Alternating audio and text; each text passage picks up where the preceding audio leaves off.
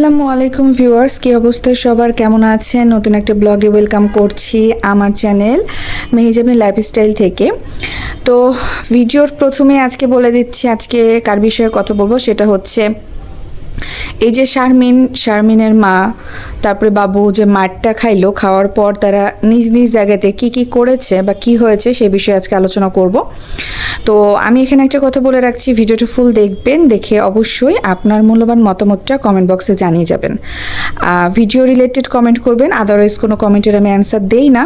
শুধুমাত্র যে ভিডিওতে যে বিষয়ে কথা বলা হয় সেই বিষয় সম্পর্কেই যদি আপনারা কমেন্ট করেন সেখানে আমি উত্তর দিই।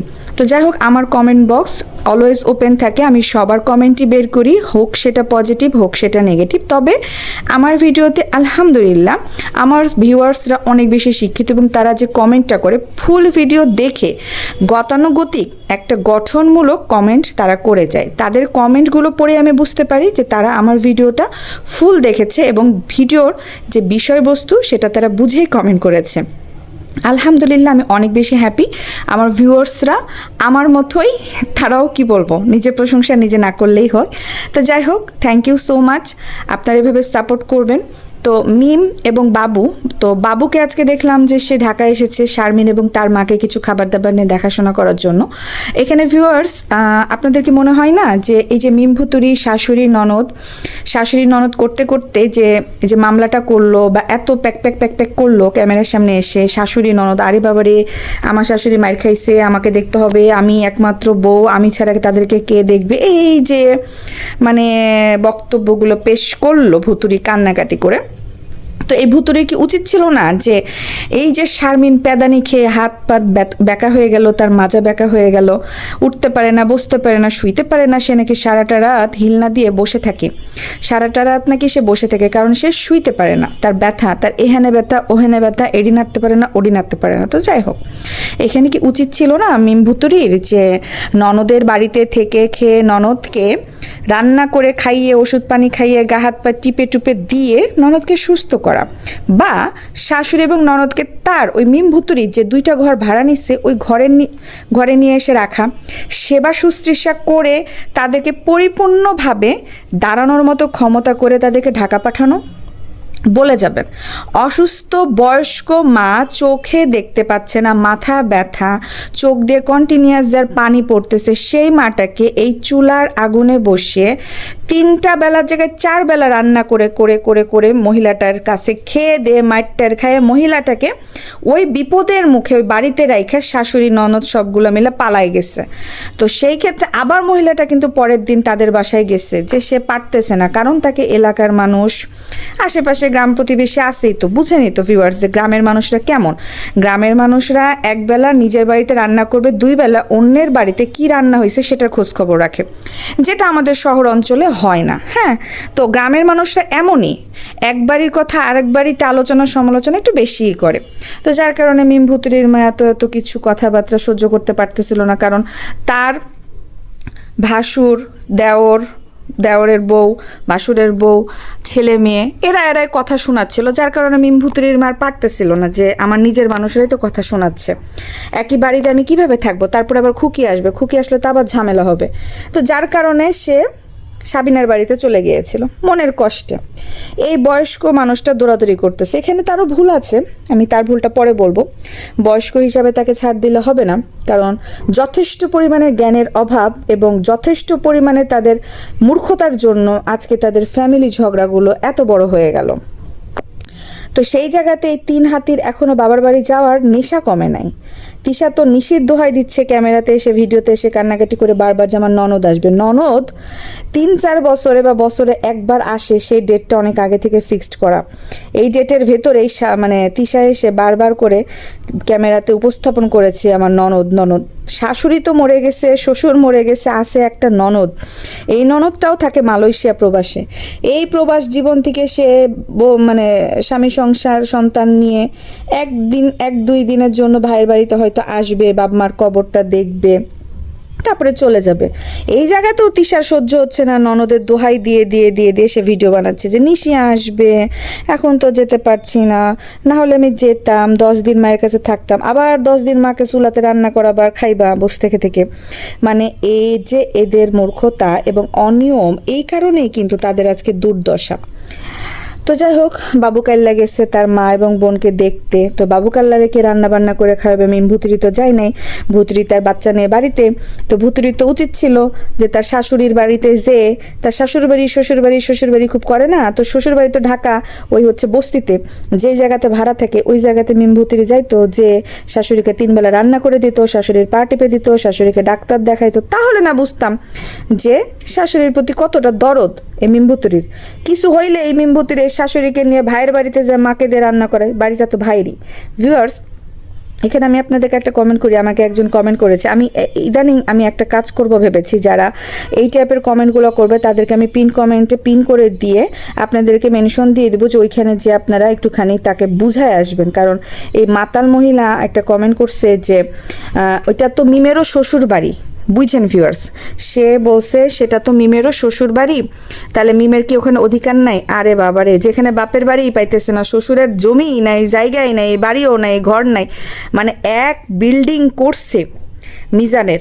এই মিজানের বিল্ডিংটাকে 3 হাতি মিলা কবজা করার জন্য কখনো শ্বশুর বাড়ি, কখনো ভাইয়ের বাড়ি, কখনো বাপের বাড়ি, মানে কি যে শুরু করছে। যেটা সত্য সেটা সত্য ভিউয়ার্স, একটা মানুষ মাটি কিনে বাড়ি করছে। খুকি চেয়েছে যে আমার এই বিল্ডিং বাড়িতে একটা ঘর শাশুড়ির থাকুক, শাশুড়িকে আমি আমার কাছেই রাখবো, সমস্যা নাই, শাশুড়ি আমার কাছে থাক, আলাদা খাক, কিন্তু বিল্ডিংয়ের ভিতর ঢুকুক। যেহেতু এই মাটি জমি জায়গা নিয়ে শাশুড়ি অনেক পেরেশানিতে ছিল, আমি অনেক পেরেশানিতে ছিলাম, আজকে বিচার বসে কালকে বিচার বসে, জমি জায়গা বুঝাই পাই না, দৌড়াদৌড়ি করছি শ্বশুরকে নিয়ে, স্বামীকে নিয়ে, সব কিছু করার পর আজকে যখন 2টা ইট তুলে বিল্ডিং একটা বাড়ি করছি, সেই জায়গাতে শাশুড়িকে ঢুকাইছে।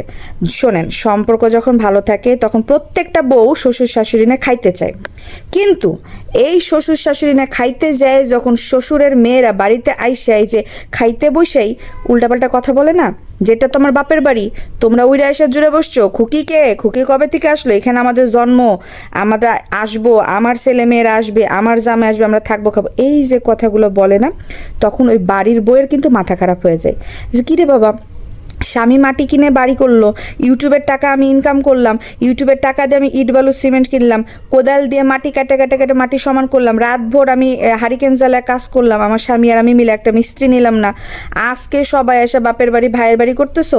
এই যে একটা প্রতিক্রিয়া, 1 দিন 2 দিন 3 দিন করতে করতে করতে করতে জিনিসটা কিন্তু ব্লাস্ট হয়েছে। খুকি তখন অতিষ্ঠ হয়ে বলে দিছে, আমি আর 3 মেয়েকে আমার বাড়িতে ঢুকতে দিব না। কথাটা কখন আসছে?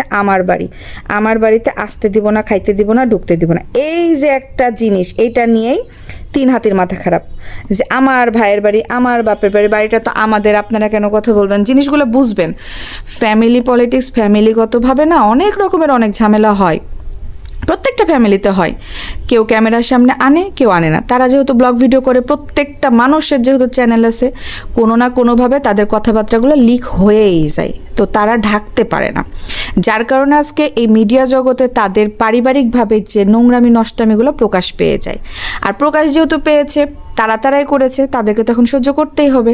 তো এই বাবু কাল্লা গেছে মা এবং বোনকে দেখতে, তো মিম ভুতুরি শাশুড়ির সেবা করলো না, যত্ন করলো না, কিছু করলো না, শাশুড়ি করে শাশুড়ি উত্তেজিত করছে যে তুই তো ভিডিও বানাইলি না, তুই তো কিছু করলি না, তোর ভাইয়ের বউ করতেছে, তোর বাপ মারছে, তোর ভাই মারছে, আমার ছেলে আমাকে মারছে, তুই তো কিছু করলি না, এখন তোর উচিত কি মামলা কর, আমার পা হাত পা ধরে যেন সব মাপ চাই।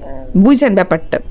মানে পা হাত পা ধরে মাপ চাওয়ানোর জন্য বাবু কাল্লার মা শারমিন মানে মিমকে ফোনের পর ফোন দিয়ে টর্চার, অত্যাচার, যে তুই কিছু করলি না কি করব, এরকম, যে ওদেরকে বল মাপ চাইতে।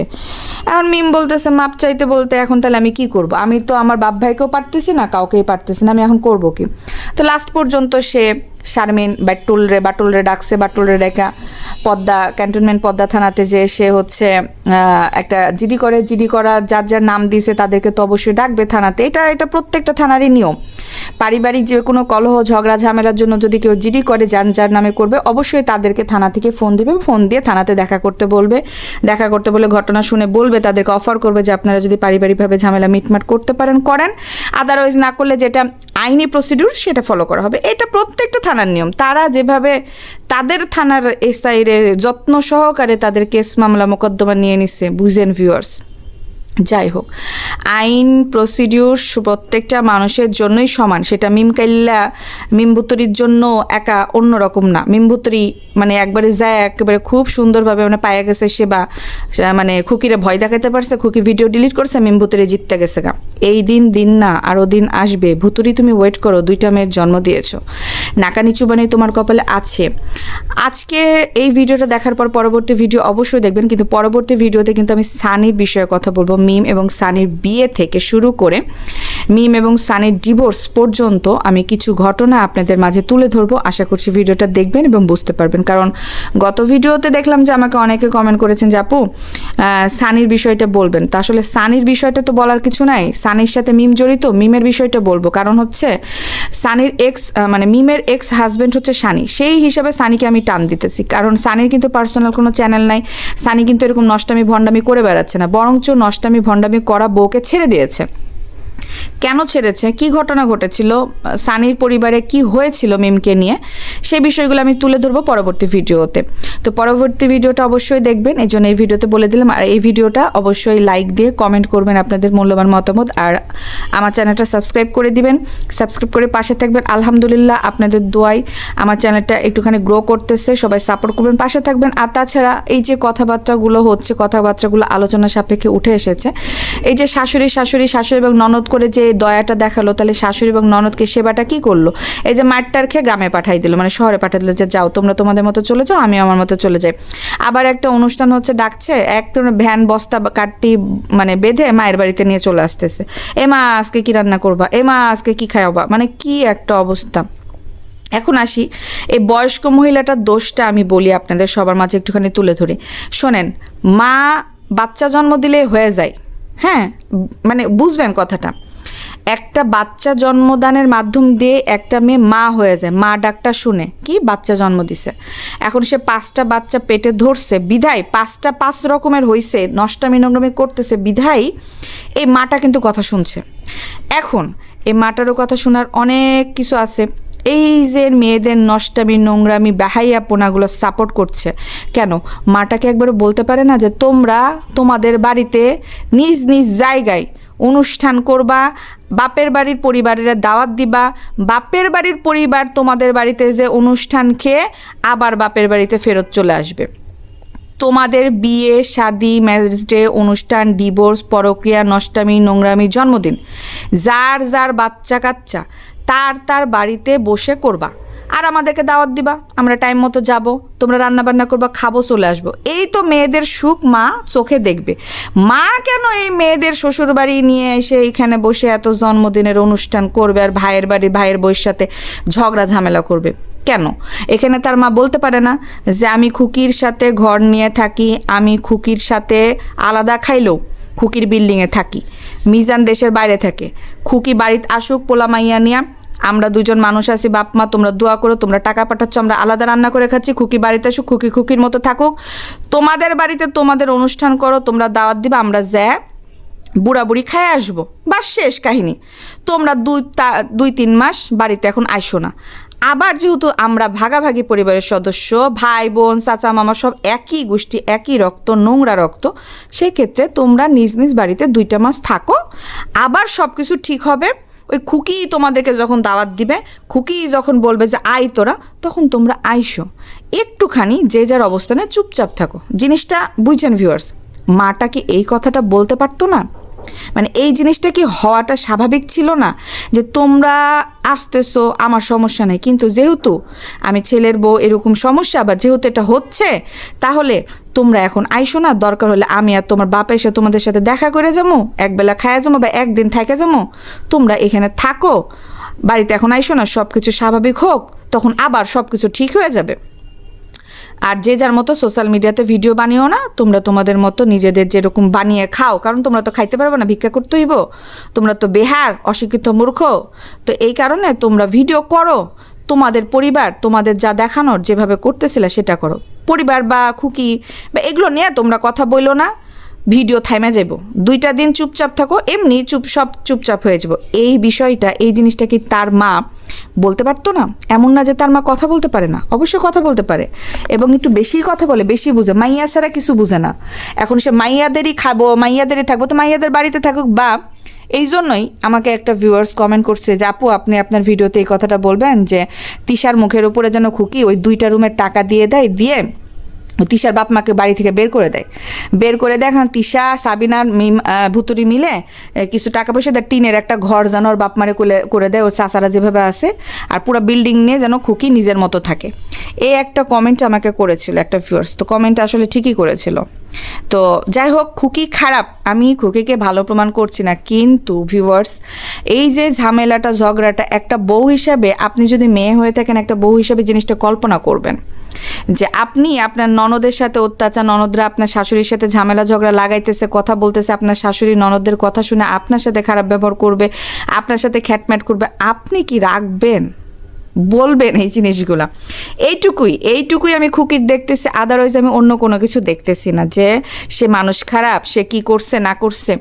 ইভেন আপনারা একটা জিনিস চিন্তা করেন, সে যদি খারাপ মহিলা হইতো, স্বামী বিদেশ থাকাকালীন সময় সে 3টা বাচ্চা নিয়ে একা হাতে সংসার করতেছে, বাজার বলেন, অসুখ বিসুখ বলেন, ডাক্তার বলেন, পানি বলেন, বাড়ি ভাড়া বলেন, ছেলে মেয়ের পড়াশোনা, দেখাশোনা, নিয়ে যাওয়া নিয়ে আসা, সে কিন্তু করতেছে। আর অন্যগুলোরে দেখেন, এই যে সাবিনা হাতিরে দেখেন, সাবিনা হাতি ওই বগল দাবা করে বাচ্চা নিয়ে না বাপের বাড়ি পড়ে থাকতেছে, ঝগড়া মিটমাট করতেছে। এদিকে আবার ওই যে তিশা নানির তানজিলা শ্বশুর বাড়িতে কষ্ট করতেছে, বাপের বাড়ি আসে না, বাপ মা সাহায্য করে না, টাকা পয়সা দেন, কারণ বাপ তো তার দুধ বাপ, যেখানে বাপ নাই সেখানে তানজিলার কি সাহায্য পাবে? তানজিলা এখন বুঝে গেছে, এই জন্য শ্বশুরবাড়িতে মানাই নিয়ে ওই রান্নাও করতেছে। এখন তানজিলা কিন্তু চাপে পড়ে সবই করতেছে, এখন চুলার তাপে বসে রান্নাও করতেছে, তেলও বানাইতেছে, তেল বিক্রিও করতেছে, নিজেকেও মানে মানিয়ে নিছে যে এটাই আমার জীবন। কিন্তু এই তিশা নানির অবস্থা দেখেন, ওই যে অট্টালিকা 2তলা বাড়ি পাইছে, শ্বশুর মরে গেছে, শাশুড়ি মরে গেছে, সুখে আছে, শান্তিতে আছে। মানসিক টর্চার, বুঝছেন ভিউয়ার্স? টাকা কখনো কাউকে সুখ দিতে পারে না। পারিবারিক শান্তি হচ্ছে আসল শান্তি, সেটা আপনি কুড়ে ঘরে থাকেন আর অট্টালিকায় থাকেন। অট্টালিকাতে থেকেও অনেকে শান্তিতে আছে। শান্তি জিনিসটা নিজেকে তৈরি করতে হয়, আর এই শান্তি জিনিসটা আসেই মেয়ে মানুষের তরফ থেকে। ছেলে মানুষ কখনো শান্তি দিতে পারে না, ছেলে মানুষ দিবেই অশান্তি, কিন্তু এই মেয়ে মানুষকে শান্তি করে নিতে হয়। কখনো হাসি দিয়ে, কখনো কান্না দিয়ে, কখনো ভালোবাসা দিয়ে, কখনো পরিশ্রম দিয়ে জীবনটাকে সুন্দর করতে হয়। এটা মেয়ে মানুষের কাজ। তো যে যেরকম করেছে সে তারই প্রতিদান পেয়েছে।